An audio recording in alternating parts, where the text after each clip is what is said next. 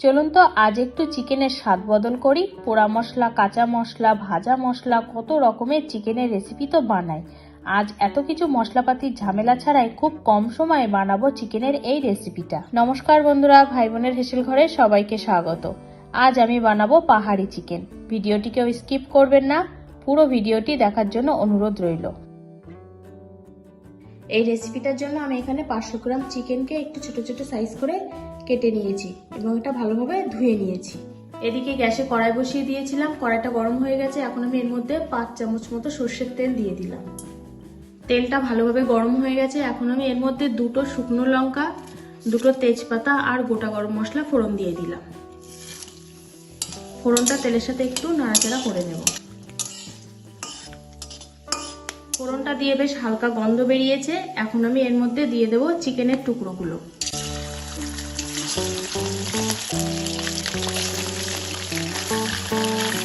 চিকেনটাকে তেলের সাথে হালকা একটু ভেজে নেব।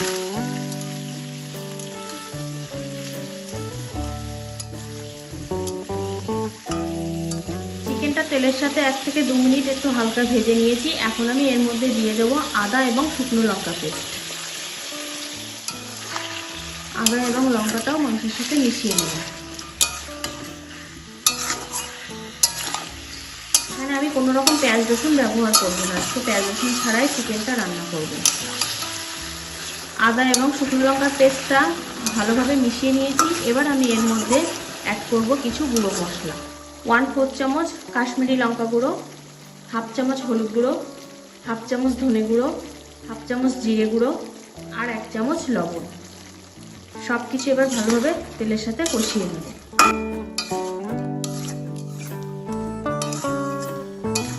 দেখুন মাংসের গা দিয়ে কিন্তু হালকা একটা জল ছেড়েছে। এই জলটাকে আমি ভালোভাবে শুকিয়ে নেব। 5 মিনিটের জন্য ঢাকা দিয়ে দিলাম।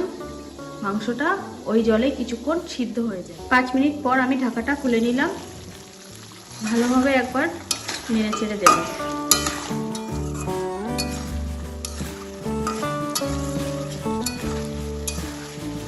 চিকেনটা আবার আমি ঢাকা দিয়ে দিলাম। 2 থেকে 3 মিনিট পর আমি আবার ঢাকাটা খুলে নিলাম। আবার একটু নেড়ে দেব। জল কিন্তু অনেকটাই শুকিয়ে গেছে আর এই চিকেনের জলে চিকেনটা কিন্তু 50% সিদ্ধ হয়ে গেছে। আমি একটা কেটে দেখাচ্ছি। চিকেনটা কিন্তু 50% সিদ্ধ হয়ে গেছে। এবার আমি এর মধ্যে দেব খুব সামান্য 1 কাপ মতো জল। যেহেতু চিকেনটা আমার 50% সিদ্ধ হয়ে আছে, সেজন্য আমি এখানে 1 কাপ মতো জল দিয়েছি। আমি 1/4 চামচ লবণ অ্যাড করলাম আর দিয়ে দেবো একটা মাঝারি মাপের টমেটোকে আমি 4 টুকরো করে রেখেছি, সেই টমেটো। এবার ভালোভাবে সবকিছু মিশিয়ে নেব।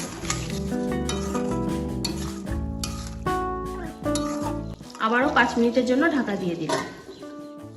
5 মিনিট পর আমি আবার ঢাকাটা খুলে নিলাম। ঝোলটা শুকিয়ে গেছে অনেকটা এবং বেশ ঘনও হয়ে গেছে। রান্নাটা আমার 90% কমপ্লিট হয়ে গেছে। এবার আমি এর মধ্যে 1/4 চামচ গরম মশলা গুঁড়ো, 1/4 চামচ গোলমরিচ গুঁড়ো, একটা পাতিলেবুর অর্ধেকটা রস করে দিলাম। ভালোভাবে সবকিছু মিশিয়ে নেব।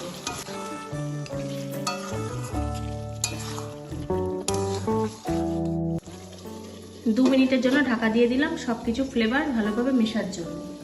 যারা কষ্ট করে এতক্ষণ আমার ভিডিওটি দেখলেন তাদেরকে অনুরোধ করব ভিডিওটি লাইক করে দেওয়ার জন্য। আর কেমন লাগলো সেটা অবশ্যই কমেন্ট বক্সে জানাবেন।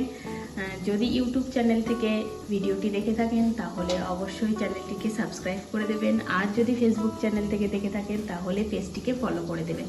তাহলে নিত্য নতুন রান্নার আপডেট সবার প্রথমে আপনার কাছে চলে যাবে। 2 মিনিট পর আমি ঢাকাটা খুলে নিলাম। আবারও একবার ভালোভাবে মিশিয়ে নেব সব কিছু।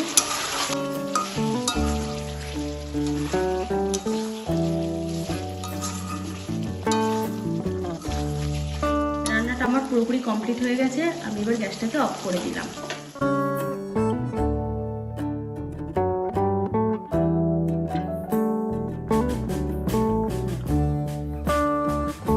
উপর থেকে একটু ধনেপাতা ছড়িয়ে দিলাম আর কিছু রিং শেপ পেঁয়াজ দিয়ে ডেকোরেশন করলাম। আজকের রেসিপিটা তাহলে এই পর্যন্ত। যে সকল নতুন বন্ধু আমার ইউটিউব চ্যানেল থেকে দেখছেন তারা অবশ্যই চ্যানেলটিকে সাবস্ক্রাইব করে দেবেন। আর যে সকল বন্ধুরা ফেসবুক থেকে দেখছেন তারা অবশ্যই ফেসবুক পেজটিকে ফলো করে দেবেন। আজ তাহলে এই পর্যন্ত, দেখা হচ্ছে পরের কোনো নতুন রেসিপিতে।